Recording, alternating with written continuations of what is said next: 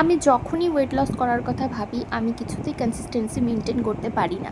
তাই ভাবলাম একটা ওয়েট লস সিরিজ শুরু করা যাক, যেখানে আমি তোমাদের সাথে শেয়ার করব আমি সারাদিন কী কী খাচ্ছি, কী কী করছি ওয়েট লস করার জন্য, যাতে আমি কনসিস্টেন্সি মেনটেন করতে পারি।